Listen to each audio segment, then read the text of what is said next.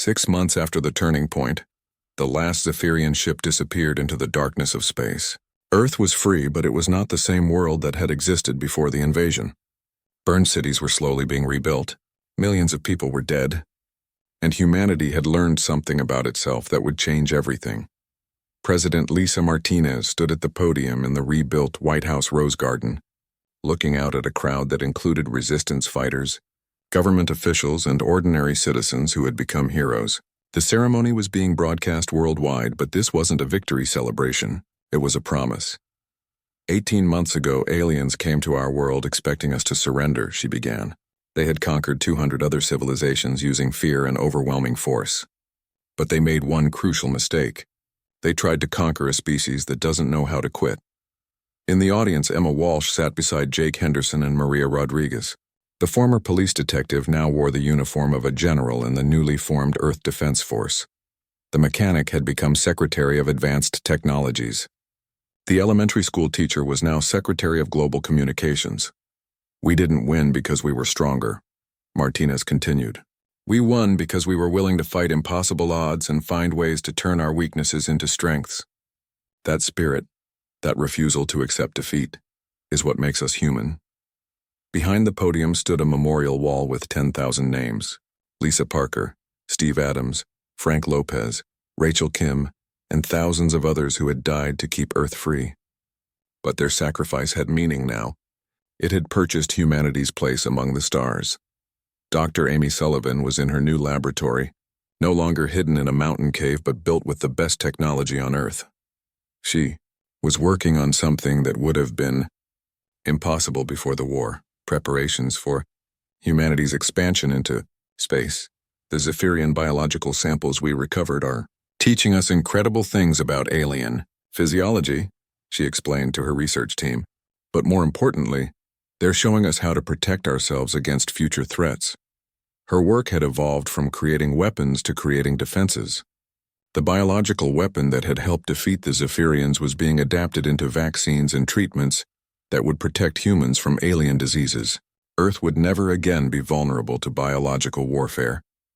Alex Kim, now 20 years old and arguably the most accomplished hacker in human history, was working on humanity's next great project. The stolen Zephyrian technology was being reverse engineered and improved, but this time for exploration rather than war.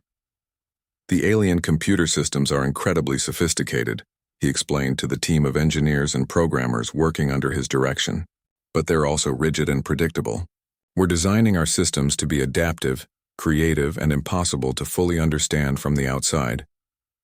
Human technology was evolving along a completely different path than alien science. Where the Zephyrians valued perfection and standardization, humans embraced chaos and innovation. It made their systems harder to use, but much harder to defeat. Danny Clark stood on the bridge of humanity's first interstellar warship, the UES Defiance. At 22 years old, he had been chosen to command the vessel not because of his military training, but because of his ability to think creatively under impossible pressure. The ship was a masterpiece of human engineering combined with recovered alien technology. It was faster and more heavily armed than anything the Zephyrians had built, but more importantly, it was crewed by humans who had learned how to fight enemies that seemed invincible. Final systems check. Captain, reported his executive officer, Lieutenant Sammy Torres. The former teenager who had scouted for Emma Walsh's resistance was now one of the youngest officers in the Earth Defense Force. All stations report ready, Danny announced to the crew.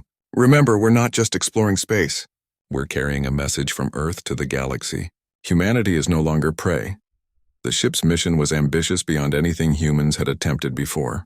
They would travel to worlds that had been conquered by the Zephyrian Empire, offering freedom to species that had never imagined resistance was possible. But they were also carrying Dr. Sullivan's medical research, Jake Henderson's advanced manufacturing techniques, and Alex Kim's adaptive computer systems. They were bringing gifts as well as weapons. On Earth, the rebuilding continued at an incredible pace. The war had forced humanity to abandon old boundaries and work together in ways that had never been possible before. National governments still existed, but they were subordinate to the Global Earth Defense Council. Maria Rodriguez stood in her new office in Geneva, coordinating communication networks that spanned the entire solar system. Her old elementary school had been rebuilt, but now it included courses on alien languages, space navigation, and interstellar diplomacy. "Education is our greatest weapon," she often told visitors. "The children learning in our schools today will be the ones who defend Earth tomorrow. They need to understand not just how to fight, but how to build a future worth fighting for." Jake Henderson's factories were producing ships, weapons, and exploration equipment at a rate that would have seemed impossible before the war. But the real innovation wasn't in what they built, but how they built it. "Human manufacturing is becoming something completely different," he explained to a group of foreign engineers. "We're designing systems that can adapt and improve themselves, that can be repaired with whatever materials are available, that can be operated by people with completely different backgrounds and training." The Zephyrian Empire had been built on standardization and predictability. Human civilization was evolving in the opposite direction, embracing diversity and adaptability as survival traits. General Kevin Barnes, now Secretary of Galactic Defense, was overseeing the construction of defensive installations throughout the solar system. The lesson of the invasion was clear. Earth could never again be caught unprepared. "We're not building these defenses because we expect another invasion tomorrow," he explained to the Earth Defense Council. "We're building them because somewhere in the galaxy, there are species planning to do to other worlds what the Zephyrians tried to do to us." The defensive systems included early warning networks, automated weapon platforms, and most importantly, hidden manufacturing facilities that could produce weapons and ships even if Earth itself was occupied. But the real defense was cultural. Humanity had learned that freedom was worth any price, and they were determined to teach that lesson to the galaxy. As the UES Defiance prepared for its first interstellar voyage, Danny Clark received a final message from Earth. It was from an unexpected source, a group of Zephyrian refugees who had requested asylum on Earth. "Commander Clark," the message began, "we are former officers of the Zephyrian military who have chosen to abandon our empire after witnessing your people's resistance. We offer our knowledge of Imperial technology and tactics, not as payment for sanctuary, but because we believe your species represents something the galaxy has never seen before, the possibility that conquest is not inevitable." The message continued with detailed information about Zephyrian weaknesses, Imperial politics, and the locations of worlds that might welcome liberation. But it ended with something more important, a warning. "The Empire will not forget what happened at Earth. They are already planning new weapons, new tactics, new ways to break species that refuse to surrender. But they are making the same mistake they made with you. They think this is about technology and tactics. They do not understand that this is about something deeper." Danny shared the message with his crew as they prepared for departure. They were not just explorers or warriors. They were carrying the most dangerous idea in the galaxy, that ordinary people could fight impossible odds and win. "Our mission is simple," Danny announced to his crew. "We find worlds that want to be free and we teach them what we learned. That courage is contagious. That creativity beats perfection. That a species willing to fight for freedom can defeat any empire." The UES Defiance launched from Earth orbit on a clear morning, carrying 200 humans toward the stars. As they passed the moon, they could see the construction sites where humanity was building its first permanent space colonies. Earth was no longer just a world. It was becoming the capital of a new kind of civilization, one based on the idea that freedom was worth any sacrifice. General Barnes watched the ship disappear into hyperspace from his office in Colorado Springs. On his desk was a photograph of Colonel Lisa Parker and her team, the 4 people who had sacrificed everything to give humanity this chance. "Let the galaxy know," he said quietly, echoing words that had become humanity's unofficial motto. "We came from a world that refused to kneel, and we're coming to make sure no one else has to either." In the depths of space, the UES Defiance carried that message toward distant stars. Behind them, Earth continued building, learning, and preparing for whatever challenges the galaxy might bring. The humans had won their first interstellar war not through superior technology or overwhelming numbers, but through something much simpler and much more dangerous, the absolute refusal to accept defeat. And now they were going to teach that lesson to the universe. 1 year after the invasion began, humanity was ready to gamble everything on a single desperate plan. The Zephyrian Empire was celebrating what they called Victory Day, marking the anniversary of their first successful attack on Miami. But the humans had learned something important. The aliens loved their ceremonies and traditions almost as much as they loved conquering worlds. Colonel Lisa Parker stood in the hidden hangar carved deep into the Nevada mountains, looking at the most beautiful and dangerous machine she had ever seen. The spacecraft was built from stolen Zephyrian technology, human engineering, and pure desperation. It looked like nothing that had ever flown before, because nothing like it had ever needed to exist.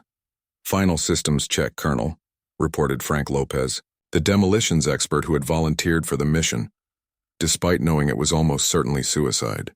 "The biological payload is secure and Steve has the flight path memorized." Steve Adams nodded from the pilot's seat. He had spent 8 months learning to fly captured alien fighters, crashing 12 of them in the process. But he was the only human pilot who could handle Zephyrian flight controls well enough to get them close to the command ship. Rachel Kim, Alex's older sister and the team's electronics specialist, was making final adjustments to the computer virus that would hopefully cripple the alien fleet. "The upload system is ready," she reported. "But remember, I only get one shot at this. If their security detects the intrusion, they'll shut down everything before we can complete the transfer." Dr. Sullivan's biological weapon was loaded in sealed containers throughout their ship. 6 months of research had produced something that would affect Zephyrian physiology without harming humans, but they had never tested it on this scale. They were about to find out if human science could defeat an empire. "Remember the plan," Lisa said to her team. "We get close to the command ship during their ceremony. Steve keeps us hidden among their escort fighters. Rachel uploads the virus and transmits the command codes to resistance cells planet-wide. Frank plants the biological weapon in their air systems. I make sure we complete the mission no matter what happens." They all knew what that last part meant. None of them expected to survive, but survival wasn't the point anymore. The point was giving Earth a fighting chance.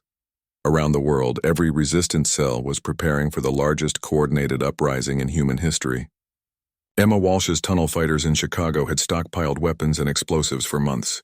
Jake Henderson's workshops had produced thousands of improvised weapons and vehicles. Maria Rodriguez's communication network was ready to coordinate simultaneous attacks on 12 major cities. Alex Kim sat in his bunker beneath Detroit, surrounded by computer screens showing alien communication patterns. For the past year, he had been mapping the Zephyrian command structure, identifying weak points and preparing for this moment. "All resistance cells, this is control," he transmitted on secure frequencies. "Operation Sunrise begins in 30 minutes. Remember, we only get one chance. Make it count."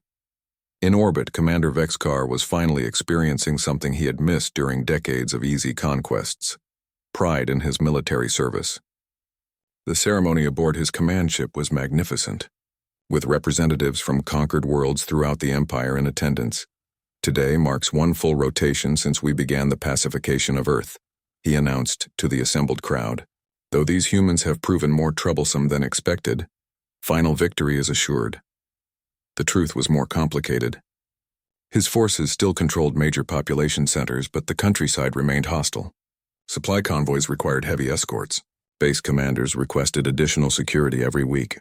The humans seemed incapable of accepting defeat, but High Command was pleased with the symbolic victory, and that was what mattered for his career.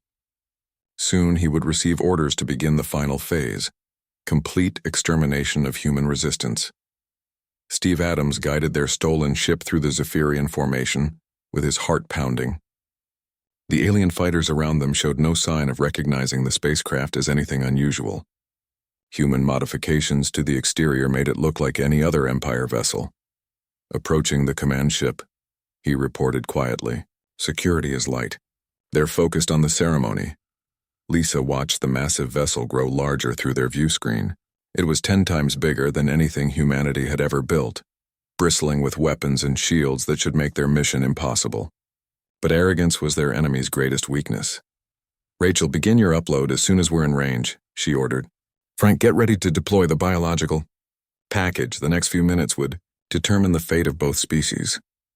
Rachel Kim's fingers flew over her keyboards as she penetrated layer after layer of Zephyrian security. The computer virus her brother Alex had designed was more sophisticated than anything human programmers had ever created, but it had to be. They only get one chance. I'm in their communication system, she reported. Uploading virus now. Transmitting command codes to resistance cells. Around the world. Secure radios crackled with the most important message in human history. All cells. Execute Operation Sunrise immediately. Emma Walsh led her fighters out of the Chicago tunnels for the first time in months. They emerged from sewers, subway stations, and abandoned buildings like an army of ghosts suddenly becoming real. Similar scenes were playing out in New York, Los Angeles, London, Tokyo, and everywhere humans still lived. The Zephyrians had grown comfortable with their occupation. Their patrols followed predictable routes. Their security focused on obvious threats. They had never imagined that the entire planet would attack at once. Jake Henderson's armored vehicles rolled through the streets of Detroit, heading for the alien command center. The modified trucks and cars looked like something from a post-apocalyptic movie, but they worked. Human creativity had turned civilian vehicles into weapons of war. All units, remember what we learned, Jake transmitted to his fighters. Hit them hard, hit them fast, then disappear before they can organize a response. In the mountains of Colorado, Dr. Sullivan watched her life's work begin to take effect. The biological weapon was spreading through the alien command ship's air system, designed to affect Zephyrian metabolism without harming the human infiltrators. Frank Lopez moved through the ship's corridors like a man possessed. He had volunteered for this mission knowing he would never see Earth again, but watching human cities burn for a year had given him purpose beyond survival. Biological package deployed, he reported. It'll take a few hours to spread throughout their ventilation system, but once it does, every alien on this ship will be affected. Rachel Kim was fighting a digital war inside the Zephyrian computer network. Their security systems were trying to trace and eliminate her intrusion, but Alex had taught her well. She stayed ahead of their countermeasures by constantly changing her approach. Command codes transmitted, she announced. Every resistance cell on Earth now has access to alien communication frequencies and patrol schedules. But their luck couldn't last forever. Security alarms began blaring throughout the command ship. The Zephyrians had finally realized they had been infiltrated. Time to go, Lisa ordered.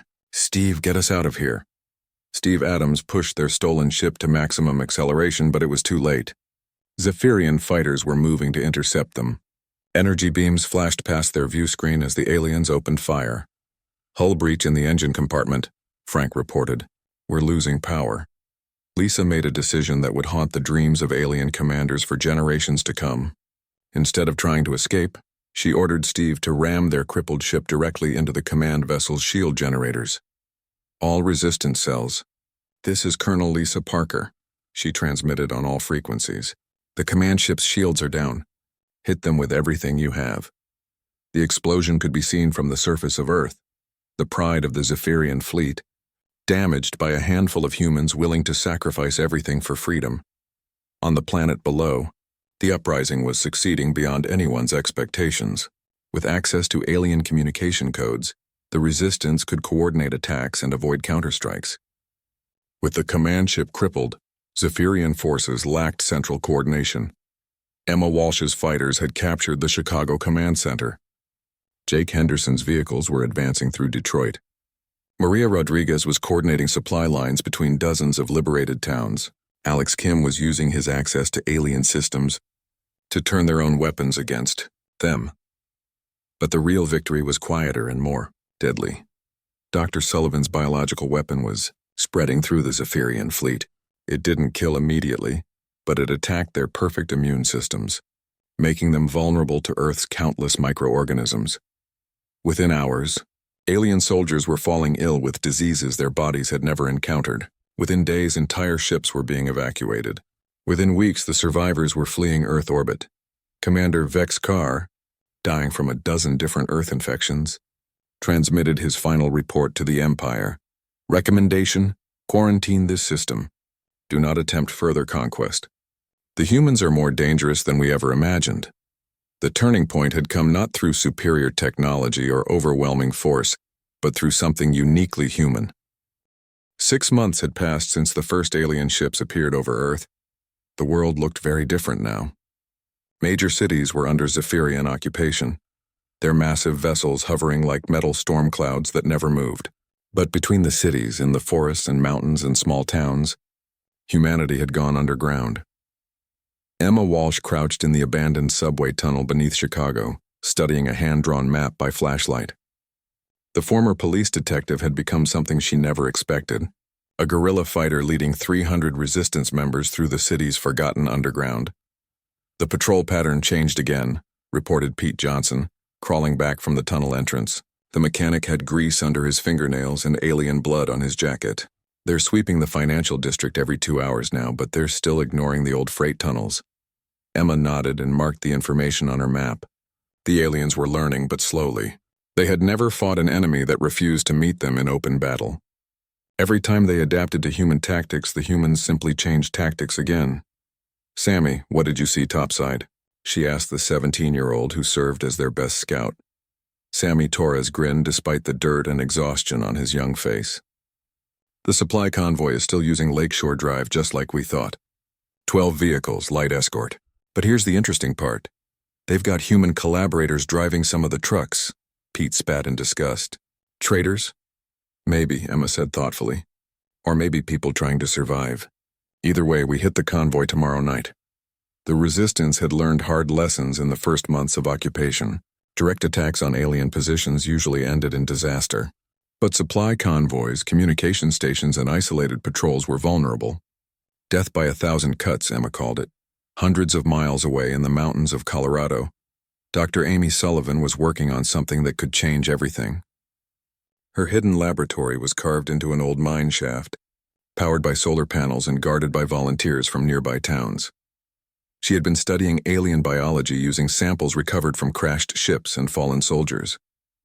What she discovered had both horrified and inspired her. "Carl, look at this," she said to Dr. Carl Mitchell, the microbiologist who had joined her research team. On the computer screen were microscopic images of Zephyrian blood cells. "They're incredibly efficient," Sullivan explained. "Perfect immune systems, enhanced cellular repair, extended lifespans. But look at this." She switched to a different image. "They've eliminated all genetic diversity. No mutations, no variations, no random changes. They've made themselves perfect, but perfection has a price." Carl studied the data. "They can't adapt to new diseases." "Exactly. Their immune systems are designed to handle known threats perfectly, but they have no defense against anything genuinely new. And Earth has millions of years' worth of evolutionary surprises they've never encountered." Sullivan had been working with samples of Earth bacteria and viruses, trying to find something that could affect Zephyrian physiology without harming humans. It was delicate work, but she was close to a breakthrough. In orbit above the planet, Commander Vexcar was facing problems he had never encountered in 3 centuries of conquest. His daily reports to High Command grew more frustrated each week. The human resistance networks appear to be growing stronger, not weaker, he dictated to his communications officer. "They do not fight like any species we have previously encountered. They avoid direct confrontation, strike at our weakest points, then disappear into their underground hiding places." The truth was worse than he could admit in official reports. His forces controlled less than 30% of the planet's surface. Every major city was occupied, but the countryside belonged to the humans. His supply lines were under constant attack. 3 of his base commanders had been assassinated in supposedly secure zones. Worst of all, human tactics were evolving faster than Zephyrian countermeasures. Just when his forces adapted to one type of attack, the humans would switch to something completely different. "Sir, we have another incident at the Denver installation," reported his tactical officer. "What happened this time?" "Unknown parties infiltrated the compound using maintenance tunnels we didn't know existed. They destroyed 2 transport vehicles and stole a significant amount of equipment before escaping." Vexcar's head ached. "On Zephyr Prime, military academies taught the conquest of 200 worlds, but none of those worlds had fought back like this. The humans seemed to enjoy being outnumbered and outgunned." Back on Earth, the stolen equipment from Denver was already being put to good use. Jake Henderson's group in Detroit had expanded into a full-scale weapons manufacturing operation. The old mechanic now oversaw workshops in 12 different locations, each one hidden in abandoned factories or underground bunkers. "The alien power cells work great with our modifications," reported Linda Chen. the former Air Force engineer who had designed the missiles used in the Miami battle. We can power human equipment for months on a single cell. They had learned to reverse engineer Zephyrian technology using human ingenuity and a complete lack of respect for manufacturer warranties. Alien weapons became human weapons. Alien communication devices became resistance radio networks. Alien vehicles became human transportation, usually after being stripped down and rebuilt from scratch. Danny Clark, the college student who had started the war building improvised weapons in Jake's garage, was now coordinating with resistance cells across the Midwest. At 20 years old, he had become one of the most effective military commanders on the planet, despite never having formal training. Chicago reports successful convoy raid, he read from his secure radio. Phoenix cell needs medical supplies. Seattle says they've figured out how to hack alien patrol schedules. The resistance was becoming a network that spanned continents. Information flowed between cells faster than the aliens could track it. When one group discovered an alien weakness, every group knew about it within hours. Maria Rodriguez had transformed from elementary school teacher to one of the most important people in the resistance. Her school-based communication network had evolved into a sophisticated intelligence operation that coordinated activities across the entire southwestern United States. Denver. This is Phoenix Base, she spoke into her radio microphone. Confirm that Package Blue has been delivered to Colorado Springs. Package Blue was Dr. Sullivan's latest biological weapon prototype. The teacher who once helped children learn their ABCs was now helping distribute weapons of mass destruction designed to save the human race. Alex Kim, now 18 and one of the most wanted humans on the planet, had moved beyond simple hacking. He was conducting full-scale, electronic warfare against the Zephyrian Empire from a hidden bunker beneath his family's house in Detroit. Got another command frequency, he announced to his team of young hackers. This one controls their supply drones. Want to have some fun? Within hours, automated Zephyrian supply drones began delivering food and equipment to human resistance cells instead of alien bases. It would take the aliens days to figure out what had happened, and weeks to implement fixes that Alex would then break again. The war had become a contest between Zephyrian technology and human creativity. The aliens had better weapons, stronger defenses, and superior numbers. But humans had something the Zephyrians had forgotten how to use: the ability to adapt, improvise, and think outside established patterns. Emma Walsh's tunnel fighters had just completed their most ambitious operation yet. Working with intelligence from Maria's network and equipment stolen by Jake's workshops, they had infiltrated the Zephyrian command center in downtown Chicago. We didn't try to destroy it, Emma explained to the other resistance leaders during their weekly radio conference. We planted surveillance devices and computer viruses that Alex designed. Now we can listen to their communications and disrupt their operations whenever we want. The operation had cost them 5 good people, but the intelligence they gained was priceless. The aliens were frustrated, confused, and increasingly desperate. Their rigid military doctrine had no answers for an enemy that refused to fight according to established rules. Dr. Sullivan's research was finally bearing fruit. Her biological weapon was ready for field testing, but she needed a way to deploy it against Zephyrian forces without risking human lives. The delivery method is the challenge, she explained to her team. We need to get this into their air recycling systems or their food supply. Carl Mitchell had been thinking about the problem for weeks. What about using their own supply networks against them? Alex has been disrupting their logistics. Maybe we can use that access to deliver our surprise. It was risky, but then everything they did was risky. The question wasn't whether they could win a conventional war against the Zephyrian Empire. The question was whether they could make the cost of occupation so high that the aliens would eventually leave. As the 6-month anniversary of the invasion approached, both sides were preparing for the next phase of the war. The Zephyrians were requesting reinforcements from the Empire. The humans were preparing their most desperate gamble yet. But in the tunnels beneath Chicago, the mountains of Colorado, the workshops of Detroit, and 1,000 other hidden places, Commander Vexcar stood on the bridge of his flagship, staring at the blue planet below. In 300 years of conquest, no species had ever let his ultimatum expire. Every civilization had surrendered within hours of seeing the Zephyrian fleet. Fear was their greatest weapon, and it had never failed. "Commander, we are receiving no surrender transmissions from the surface," reported his communications officer. Vexcar's 4 eyes narrowed. Perhaps they did not understand. "Send the message again." "Sir, we have transmitted in all their languages. They understand. They are simply not responding." This was impossible. Vexcar had conquered 200 worlds using the same method. Show overwhelming force, give them time to despair, accept their surrender. The humans should be begging for mercy by now. Very well, he decided. We will provide a demonstration. Select one of their major population centers. Miami will do. Destroy half of it. Leave the other half alive to spread word of what happens to those who defy the Empire. 6 attack ships detached from the main fleet and descended toward Miami. Their weapons were charged and ready. This would be quick and educational for the remaining humans. Captain Ryan Foster was already in the air when the alien ships appeared over Miami. His F-22 Raptor was one of 12 fighters that had been secretly modified over the past 2 days. Air Force engineer Linda Chen had worked without sleep to install experimental missiles designed specifically for alien technology. "Phoenix Squadron, this is Phoenix 1. Ryan spoke into his radio. "Remember, we go for the exhaust ports just like we practiced. Make your shots count because we probably won't get a second chance." The alien attack ships were massive compared to human fighters, but they moved slowly. They were designed to intimidate, not to dogfight. As they descended toward Miami, Ryan led his squadron in from the sun. "Phoenix 2, I have a lock on the lead ship," reported Lieutenant Sarah Martinez. "Take your shot," Ryan ordered. The modified missiles streaked toward the alien vessels. Linda Chen's design had been simple but clever.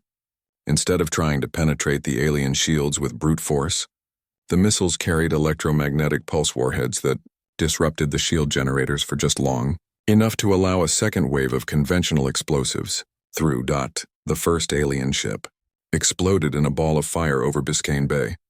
Then the second. The remaining 4 ships scattered in panic, their formation broken. "Holy shit, it worked," shouted Phoenix 3 over the radio.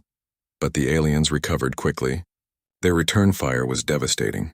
Phoenix 4 and 5 disappeared in flashes of energy. Phoenix 7 spun out of control, its pilot ejecting seconds before impact. Ryan found himself alone against 2 alien ships. His missiles were gone and his cannon rounds bounced harmlessly off their shields. But he had noticed something during the fight. The aliens were predictable. They flew in straight lines, attacked from obvious angles, used the same tactics over and over. "Phoenix Squadron, this is Phoenix 1, he transmitted on all frequencies. "Their tactics are rigid. They don't adapt. Use that against them." One of the alien ships fired at him. Ryan rolled away, but the energy blast clipped his wing. Warning lights flashed across his instrument panel. His controls were sluggish and fuel was leaking from damaged lines. He could eject. He could try to reach the ocean and hope for rescue. Or he could do something that might help the people on the ground. Ryan aimed his crippled fighter directly at the nearest alien ship and pushed the throttles to maximum. "Make them pay for every inch," he said into the radio. His F-22 struck the alien vessel at 600 miles per hour. Both aircraft exploded in a fireball that lit up the Miami sky. On the ground, former Marine Sergeant Tony Williams watched the dogfight from the roof of an abandoned office building. He had gathered 30 volunteers in the 2 days since the ultimatum.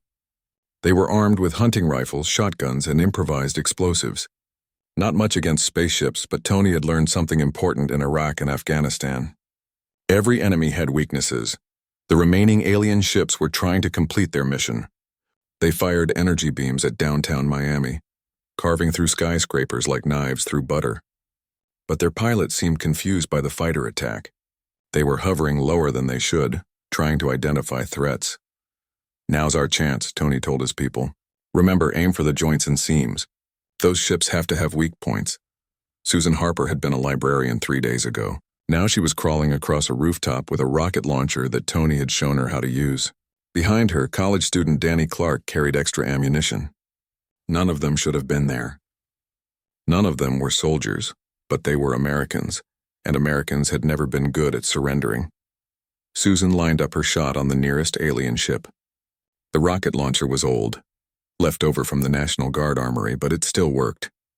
She squeezed the trigger and felt the weapon buck against her shoulder. The rocket struck one of the ship's engine pods. It didn't destroy the vessel, but it damaged something important. The ship began to list to one side. black smoke pouring from the impact site. All over Miami, similar attacks were happening. Hunters with deer rifles were taking shots at alien craft. Police officers were firing from patrol cars. Even teenagers were throwing Molotov cocktails from highway overpasses.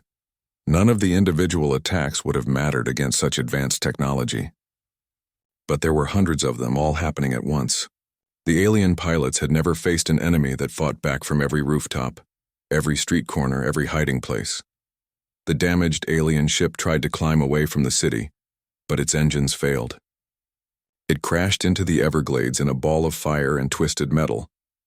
In the underground bunker beneath Colorado Springs, Dr. Amy Sullivan was analyzing video footage of the Miami battle. She had been studying every scrap of alien technology they could get their hands on. And she was starting to understand their weaknesses. "General Barnes, you need to see this," she called out. The general hurried over to her computer terminal. On the screen, Sullivan had isolated footage of alien soldiers from the crashed scout ship in Nevada. "Look at their equipment," she pointed. "Everything is integrated, automated, designed for easy victories. But notice what they don't have." Barnes studied the images. "I don't see it. Medical equipment, emergency procedures, backup systems. These beings have conquered so many worlds so easily that they've never had to deal with real resistance. They're not prepared for a fight that lasts more than a few hours." Meanwhile, teenage hacker Alex Kim was in his bedroom in Detroit, surrounded by computer screens and empty energy drink cans. While the adults fought with guns and missiles, Alex was fighting with code and electronics. He had been working for 48 hours straight, trying to break into alien communication networks. Finally, he found a weakness. The aliens used quantum encryption that was impossible to break directly, but they also used automated translation systems to communicate with conquered species.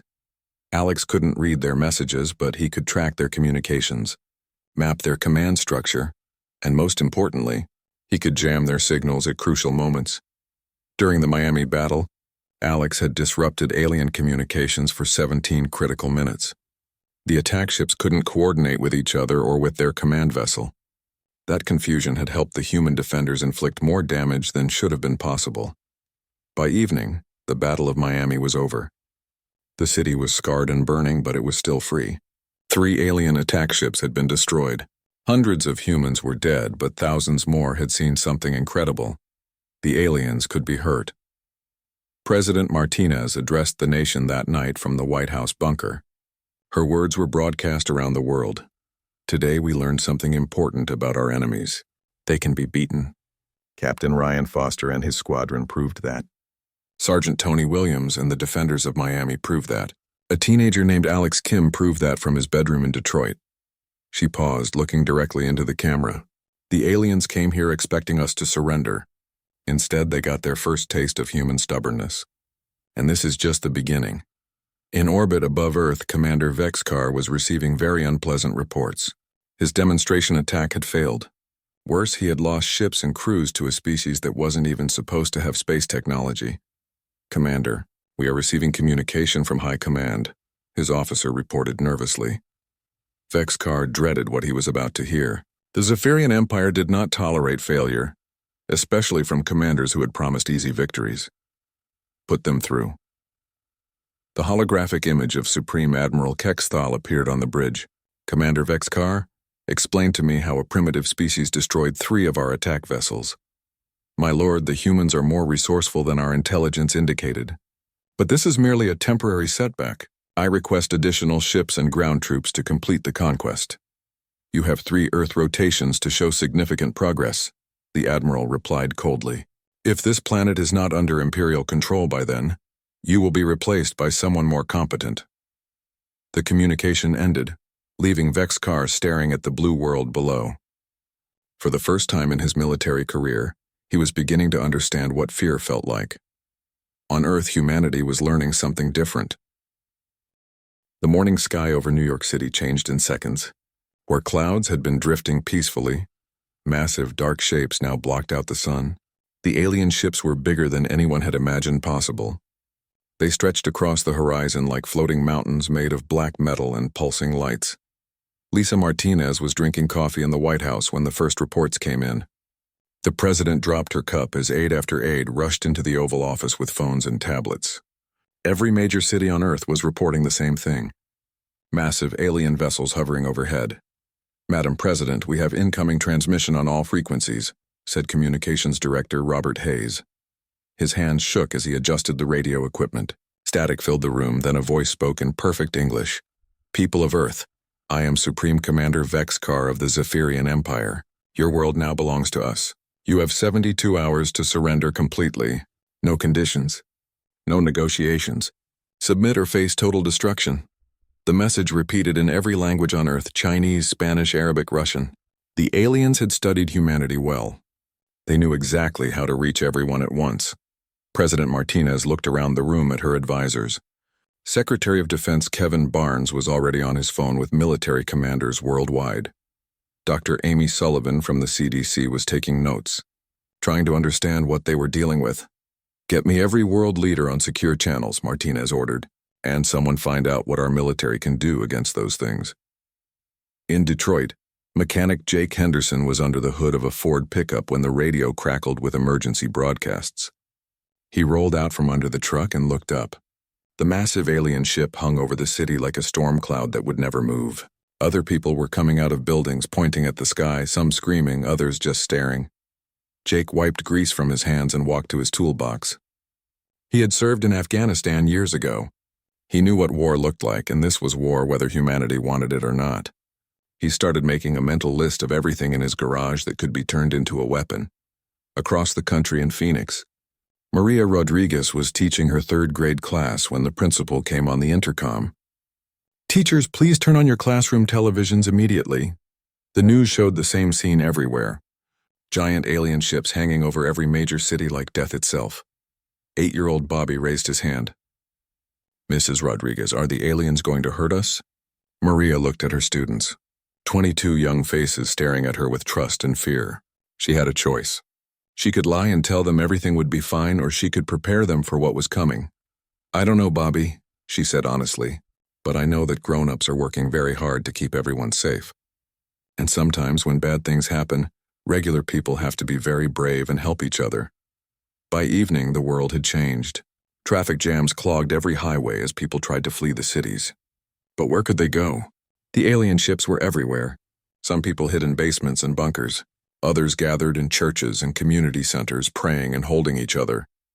But not everyone was running or hiding. Jake Henderson's garage had become a meeting place.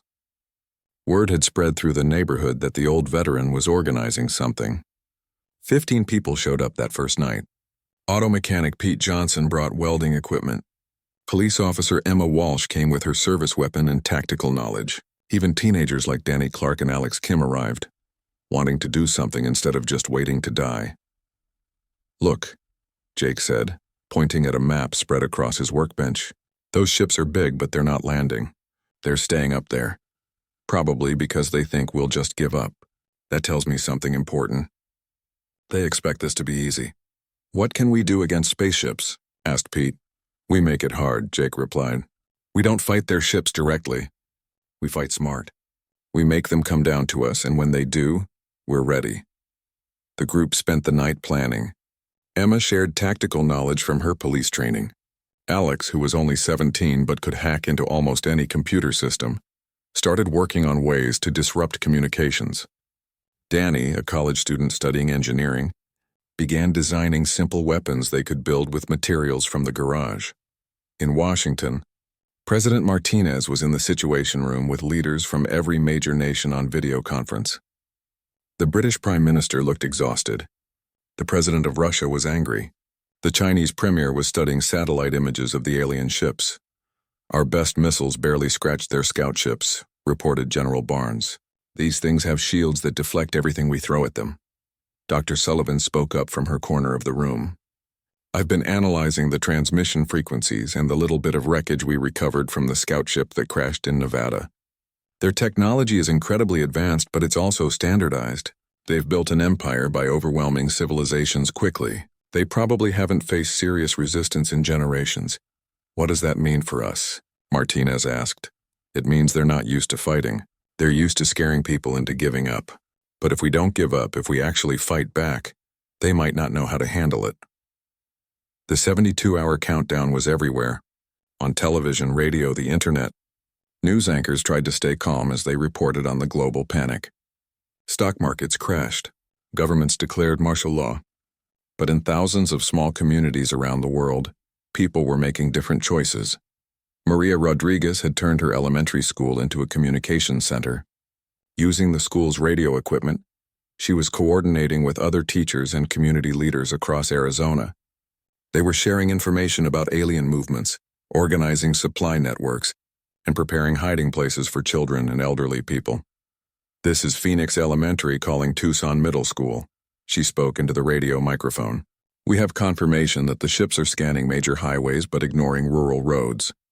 Repeat, stay off the main highways." On the second day, more people joined Jake's group. The garage was too small, so they moved to the abandoned warehouse down the street. 50 people showed up, then 100. Word was spreading through social media and radio that someone was actually doing something instead of just waiting to die. They worked through the night, converting civilian vehicles into weapons. Pete Johnson's welding skills turned pickup trucks into armored fighting vehicles. Emma Walsh organized the group into tactical units. Alex Kim had successfully hacked into local government emergency systems and was tracking alien patrol patterns. As the final hours of the ultimatum approached, the world held its breath. Some governments prepared surrender speeches. Some military units went into hiding to avoid capture. Some people prayed for salvation from above. But in thousands of garages, warehouses, schools, and community centers, ordinary people were preparing for war. They were not soldiers or heroes. They were mechanics and teachers, students and retirees, police officers and librarians. They were people who had decided that freedom was worth dying for. The 72 hours expired at exactly noon, Eastern Standard Time. The world waited for the aliens to make their move. But humanity had already made theirs. They had chosen to fight.